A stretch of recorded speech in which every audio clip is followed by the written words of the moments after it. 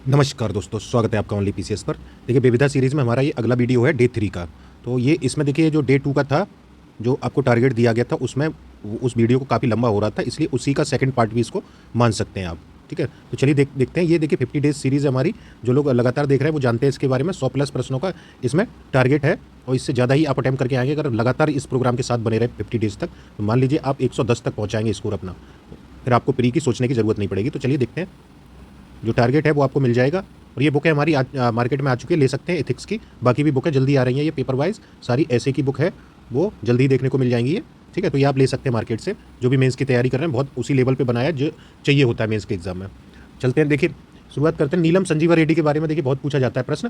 तो ये आर दोनों के लिए बहुत इंपॉर्टेंट है। तो ये 2 बार लोकसभा के अध्यक्ष रहे थे नीलम संजीवा रेड्डी, और राष्ट्रपति बने थे 1977 में, और एकमात्र ऐसे राष्ट्रपति थे ये जो निर्विरोध राष्ट्रपति बने थे। ठीक है, तो ये आपसे बहुत पूछा जाता है इतिहास में, ये एकमात्र निर्विरोध राष्ट्रपति है नीलम संजीवा रेड्डी।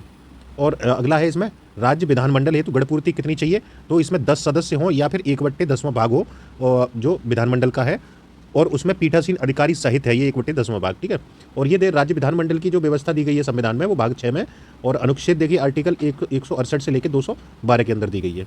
वहीं 8वीं अनुसूची में संशोधन देखते ही बहुत क्वेश्चन पूछा जाता है। ये आपके 3 स्टार लगा लीजिए, इस पर पूछा ही जाएगा आपको फिर से कहीं ना कहीं। तो मूल रूप से देखिए 8वीं अनुसूची में 14 भाषाएं थी, आज कितनी है 22 है टोटल। तो ये बाकी कब जुड़ी और किस संविधान संशोधन से जुड़ी ये आपसे पूछा जाता है। तो देखिए पहला था इसमें 21वां संविधान संशोधन 1967 में, इसके माध्यम से सिंधी भाषा जुड़ी है। कौन सी? सिंधी। और दूसरा हुआ था 21 और 71, याद रखिए। देखिए क्रम तो 21 के बाद 71वां संविधान संशोधन आता है जो 1992 में हुआ था, 1992 में। इसमें 3 भाषाएं जोड़ी गई थी, कोंकणी, मणिपुरी और नेपाली, यानी KMN से याद रख सकते हैं इसको, शॉर्ट फॉर्म बना लीजिए KMN। ये आपका 71वां संविधान संशोधन 1992। अब देखिए याद कैसे करेंगे, 21 के बाद देखिए 71वां आता है संविधान संशोधन। तो ये याद कर लीजिए 71वां कब होता है? 92 में, और 92वां ही संविधान संशोधन ये अगला है, ये जो 2013 में होता है ये। तो इस तरीके से आप इसको लिंक करके याद कर सकते हैं। इसमें देखिए जो 92वां संविधान संशोधन था 2003 में आया था, 2004 में ये प्रभावी हुआ है। इसमें 4 भाषाएं जोड़ी गई थी, बोडो, डोंगरी, मैथिली और संथाली। इसकी शॉर्ट फॉर्म याद कर लीजिए BDMS। क्या है? BDMS। तो ये याद कर लीजिए शॉर्ट फॉर्म, ये बार बार पूछा जाता है और गलतियां कर बैठते हैं आप लोग।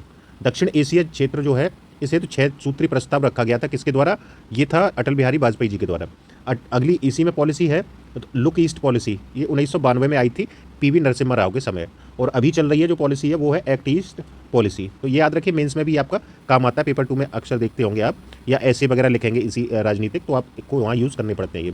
अब ये देखिए कुछ योजनाएं हैं, योजनाएं देखिए बहुत पूछता है, चाहे PCS हो चाहे ROER हो। तो ये योजनाएं नई नई खोज के लाता है, और सेम टाइप से जैसे महिलाओं से संबंधित ही उसने 3 योजनाएं डाल दी। तो इनको देख लीजिए, महिला साम्राज्य योजना ये सबसे पहले आई थी 1989 में आई है महिला साम्राज्य योजना। महिला समृद्धि योजना आई है 1993 में। महिला स्वशक्ति योजना आई है 1998 में। तो ये तीनों योजनाएं देखिए आपको पूछी गई थी, उसमें कौन सा मैच नहीं था ये पूछा गया था। तो ये आप दोबारा से आपसे ये पूछा जाएगा, मैक्सिमम ने ये गलत किया था, क्योंकि इस तरीके के प्रश्न आपको देखने को कहीं मिलते नहीं है फैक्ट। तो ये इसलिए आपसे रिपीट ये कहीं ना कहीं फिर से करेगा। और राष्ट्रीय पोषाहार मिशन कब आया है? 2001 में। तो ये आप इसको नोट डाउन कर लीजिए। और देखिए क्या करना क्या है, ऐसे कुछ चीज़ें तथ्य होते हैं, उनको जहाँ आप पढ़ते हैं वहीं दीवार पर जो पेपर में लिख के इनको चिपका दिया करिए।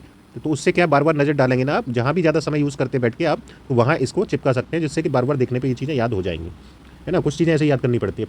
अब देखिए कुछ पंचवर्षीय योजनाएं और वो किस मॉडल पे आधारित थी, ये आपसे बहुत पूछा जाता है। प्रथम पंचवर्षीय योजना जो थी हेराल्ड डोमर मॉडल पे आधारित थी। द्वितीय पंचवर्षीय योजना जो थी महालनोबिस मॉडल पे आधारित थी, और तृतीय पंचवर्षीय योजना S चक्रवर्ती मॉडल पे आधारित थी। वहीं चौथी थी अशोक रुद्र मॉडल पे आधारित। तो ये आप इंपॉर्टेंट है, आप रट लीजिए। अगला देखिए उद्यम के प्रकार, उद्यम की परिभाषा किस आधार पे आती है? 2020 में इसको बदल दिया गया था, तो उसी आधार पे देखिए ये आपका विनियोग एवं टर्नओवर के इसको आधार बनाया गया था। जैसे MSME जो उद्योग होते हैं उनके लिए ये बनाई गई परिभाषा। सूक्ष्म की क्या परिभाषा थी? तो देखिए विनियोग कितना होना चाहिए इन्वेस्टमेंट इसमें? 1 करोड़ का, और वहीं टर्नओवर कितना हो इसमें?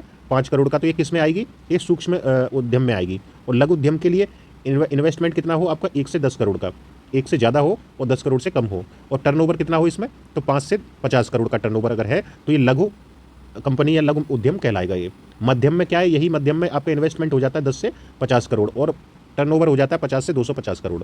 तो ये आपकी मेंस में भी आपसे बहुत पूछे जाते हैं, चाहे आप कहीं भी ले लीजिए, यूपी में भी पूछा जाएगा, यूपी स्पेशल के पेपर, और वैसे भी। तो आप अगर परिभाषा लिखते हैं तो विद डेटा के साथ, ये फैक्ट के साथ में आपको परिभाषा लिखिए, तो वहाँ भी ये काम आएगी, और प्री में भी ये पूछा ही जाता है।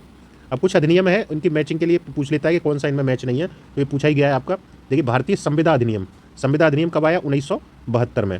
और भारतीय ये कंपनी एक्ट कब आया? कंपनी अधिनियम आया था 2013 में। साझेदारी अधिनियम यानी पार्टनरशिप एक्ट 1932 में आया था। वस्तु विक्रय अधिनियम आया 1930 में। तो ये आप याद कर लीजिए, ऐसे फैक्ट हैं जो आपको फिर से कहीं ना कहीं देखने को मिलेंगे। अब आ जाते हैं साइंस का, देख लीजिए सितार में कौन सी तरंगें उत्पन्न होती है? तो अप्रगामी या अनुप्रस्थ तरंगें। कौन सी होती है? अप्रगामी या अनुप्रस्थ तरंगें। अनुप्रस्थ तरंगें वो होती हैं जो केवल दृढ़ता वाले माध्यम में ही चलती हैं ये, और जैसे ठोस में है, तनावयुक्त डोरियों में है, द्रव के पृष्ठ पे है, तो ये अनुप्रस्थ तरंगें ही होती हैं। आँख के बारे में देख लीजिए, हरा रंग जो है आँख के लिए सबसे अधिक सुग्राही होता है, और दृष्टि की जो दृढ़ता होती है वो होती है 1/16 सेकंड। कितनी है? 1/16 सेकंड है वही। और कान के बारे में देखिए, 20 से लेकर 20,000 हर्ट्ज तक इसकी ध्वनि सुन सकता है कान। कितनी? 20 से 20,000। तो याद रखिए 20 से 20,000 हर्ट्ज तक ये ध्वनि सुन सकता है कान। इससे कम या इससे ज़्यादा होने पे समस्या होती है। सुनने की दृढ़ता कितनी है? तो 1/10 सेकंड है। तो देखिए आँख की दृढ़ता 1/16 है और सुनने की कान की दृढ़ता है आपकी 1/10। तो ये आप याद रखिए, आपसे ये पूछ लिया जाता है। सरसों में तेल की मात्रा बढ़ाने में किसका उपयोग किया जाता है? तो वो सल्फर का उपयोग किया जाता है। वही कैल्शियम का उपयोग क्या होता है पौधे में? तो पौधों में कैल्शियम तनों के जो अग्रभाग होता है तने का, उसमें वृद्धि करता है, साथ ही पत्तियों को गिरने से भी ये रोकने में सहायक होता है, गिरने से रोकता है। ठीक है। हाइड्रोजन सल्फाइड प्रदूषक के स्रोत क्या है मुख्य? तो देखिए सड़ी हुई चीज़ें ज़्यादातर होती हैं, जैसे वनस्पति है, सड़ी हुई पशु पदार्थ हैं, तो वहाँ से दुर्गंध ये आती है हाइड्रोजन सल्फाइड की। यकृत जो है शरीर की सबसे बड़ी ग्रंथि है, ये तो आप जानते ही होंगे। नहीं जानते हैं तो इसको फैक्ट को याद रखिए, कॉमन सी चीज़ें हैं। अंडा देखिए आसान होती है, लेकिन कभी कभी क्या होता है मिस हो जाती है, और छोटी सी मिस्टेक आपकी प्रश्न को गलत करा देती है। इजी प्रश्न आपके गलत नहीं होने चाहिए, और जो पढ़ाया जा रहा है ना, जो आपको टारगेट दिया जा रहा है वहाँ पे, तो वो टारगेट आप फॉलो करिए। उसके आधार पर देखिए आपको सिर्फ 15 दिन में आपको असर दिखेगा, और आप वो सॉल्व करना शुरू कर देंगे सबको। अंडा देखिए, अंडा में क्या होता है? सभी प्रकार के अमीनो अम्ल अंडा का सर्वोत्तम स्रोत है। जितने भी अमीनो अम्ल हमें पाए जाते हैं उनका सर्वोत्तम स्रोत क्या है? तो अंडा है वो। काशी लालिमा प्रजाति जो है वो किसकी है? भिंडी की है। और मोनोक्लाइमैक्स यानी एकल चरम सिद्धांत के प्रतिपादक कौन थे? तो F.E. क्लेमेंटस। क्या नाम है इनका? F.E. क्लेमेंटस। तो याद रखिए, पूछा जाएगा ये फिर से। समुदायों का अनुक्रमण यानी सक्सेशन की अवधारणा क्या कहलाती है? सेरे। क्या होती है? सेरे ये कहलाती है। वन संरक्षण अधिनियम कब आया? 1980 में। और वायु प्रदूषण निवारण एवं नियंत्रण अधिनियम आया आपका 1981 में। ये तो आप पर्यावरण संरक्षण अधिनियम तो जानते ही होंगे, 1986 में आया था। वहीं जल प्रदूषण नियंत्रण अधिनियम आया 1974। और एक सेस अधिनियम और है, सेस अधिनियम 77 में आया है, तो ये जल वाला, वो याद रखिए आप। हॉट स्पॉट शब्द किसने दिया है? नॉर्मन मायर्स ने। कब दिया था? 1988 में दिया है ये। प्रयागराज के किले पर अंग्रेजों का अधिकार कब हुआ है? तो 1797 में। कब हुआ है? 1797 ईस्वी में हुआ है। यूपी में कांग्रेस अधिवेशन कितने हुए थे? तो 9 कुल अधिवेशन हुए हैं। और बाकी आप याद करिएगा, बाकी इजी है, आपको पता ही होगा। ये थोड़े से आपको याद नहीं रहते। 1888 में हुआ है इलाहाबाद में, 1899 में हुआ है लखनऊ में। बाकी आपको याद होंगे 1916 वाला जो है कहाँ हुआ था? लखनऊ में हुआ है। फिर 1905 वाला कहाँ हुआ है? आपका बनारस में हुआ है। तो इस तरीके से आपको ये कानपुर वाला भी 1925 में, तो वो आपको कॉमनली याद होंगे, ये आप याद रख लीजिए। तो जो भी चीज़ें हैं हम इस तरीके से निकाल रहे हैं आपके लिए, जहाँ समस्या आप लोगों के लिए क्रिएट होती है। जल विहार मेला कहाँ लगता है? तो बुंदेलखंड में लगता है जल विहार मेला। बलदेव छठ का मेला कहाँ लगता है? तो ये फरीदाबाद हरियाणा में लगता है। शुक्रताल मेला कहाँ है? यूपी में। तो यूपी के मुजफ्फरनगर में आयोजित होता है शुक्रताल मेला। 1833 ईस्वी में क्या हुआ था कि बंगाल प्रेसिडेंसी से हटा के अलग करके आगरा प्रेसिडेंसी बनी थी। ये उत्तर प्रदेश उस समय, ये 1833 से ही अस्तित्व में आई थी ये प्रेसिडेंसी। अब ये देखिए पूर्व मध्यकाल के कुछ नाम हैं नगरों के, तो वो देख लीजिए। पूर्व मध्यकाल में किसको क्या बोला जाता था? अलीगढ़ को देखिए कोल या कोयल बोला जाता था। अलीगढ़ को क्या बोला जाता था? कोल या कोयल। और महोत्सव नगर किसे बोला जाता था? महोआ को। और महोदय नगर तो जानते ही होंगे, महोदय श्री है ना, कन्नौज को बोला जाता था। तो महोत्सव नगर को याद रखिए, महोबा को। बनारस विद्रोह कब हुआ है? तो 1780-81 में हुआ है। किसके नेतृत्व में हुआ था? तो राजा चेत सिंह के नेतृत्व में हुआ है। वहीं चैती क्या है? तो ये मौसमी गीत है। कजरी क्या है? तो विवाह एवं मौसमी गीत है। और सोहर क्या है? ये संस्कार गीत है आपका। ये देखिए क्षेत्र भी पूछ लेता है आपसे, तो क्षेत्र बताइएगा। ये आगे आते रहेंगे बाकी क्षेत्र, तो हालांकि यहाँ ये आपको पता होनी चाहिए। तो इस तरीके से आपको घुमा सकता है। यूपी में देखिए भारत में उस 16 महाजनपद थे, उसमें से यूपी में कितने थे? तो 8 महाजनपद यूपी में थे, 16 में से आते यानी आधे यूपी में ही थे उस समय। हृदय योजना शहरों के विकास से संबंधित थी। ये 21 जनवरी 2015 को आई थी। ये 12 शहर इसके लिए चुने गए थे, जिनमें यूपी से 2 थे। कौन कौन से? वाराणसी और मथुरा ना। देखिए योजनाएं क्रम से पूछता है। यूपी पीसीएस का फेवरेट क्वेश्चन है, योजनाएं देगा और उनका वो कब शुरू हुई हैं वो देगा। तो ये चीज़ें आप जहाँ भी मिले, और खासकर जो पूछे गए ना वो ना एकदम तैयार रखिए। तो और जो करंट में चल रही हो खासकर, तो उनसे क्या सारी क्वेश्चन आप अटेम्प्ट कर लेंगे। संगम योजना जैसे पूछी गई है, 1996 में आई थी। ये विकलांगों के कल्याण हेतु ये लाई गई थी 1996 में। बंधन योजना ये 2018 में आई थी। एसटी का आर्थिक विकास यानी जनजातियों के आर्थिक विकास के लिए आई थी। भारतीय कैलेंडर के बारे में देखिए, ये शक संबंध पर आधारित है, ये तो आप जानते ही होंगे। कब अपनाया गया था? तो 22 मार्च 1957 को। और इसमें चैत्र जो है वो पहला महीना है, फाल्गुन जो है वो अंतिम महीना होता है। झीनी झीनी बीनी चंद्रिया, ये जो उपन्यास था एक, जो लिखा गया था अब्दुल बिस्मिल्लाह के द्वारा। किसके द्वारा? अब्दुल बिस्मिल्लाह थे, इनके द्वारा लिखा गया था। इसमें क्या था कि जो बुनकर थे, साड़ी बुनकर थे बनारस के, या बनारस कर लीजिए, मिस्टेक हो गया ये, यानी बनारस, ये जो बनारस के साड़ी बुनकरों के बारे में ये पूछी गई है। तो देखिए, बनारस से जितने उपन्यास अब आपको क्या करना है, या तो हम ही लोग दे देंगे आपको, अब नेट पे सर्च करिए, कहीं भी इसके भी डेटा निकालिए कि बनारस से कितने उपन्यास जो चलते थे पुराने, तो वो सब आप आज़ादी से बाद या आज़ादी से पहले हों, उनको आप देखिए और किसके द्वारा वो जारी किए गए थे। क्योंकि देखिए, इससे पहले डे 1 में आपने पढ़ा था, वहाँ भी आपसे पूछा गया था, वो भी बनारस से संबंधित था। यहाँ भी देखिए, उससे पहले भी ये पूछ लिया गया है। यानी बनारस पे आप विशेष फोकस रखिए, वहाँ से जितने भी साड़ी बुनकरों पे और भी कुछ चली हैं, तो वो भी चीज़ें आप उन्हें नोट डाउन करिए। यही आपसे फिर से कहीं ना कहीं पूछेंगे। कपास में क्या होता है? तो ये सेलुलोज होता है। भारतीय शहरी वेधशाला कहाँ स्थित है? तो ये नई दिल्ली में स्थित है। भांड पाथेर लोक नृत्य, ये कहाँ का है? तो जम्मू कश्मीर का है।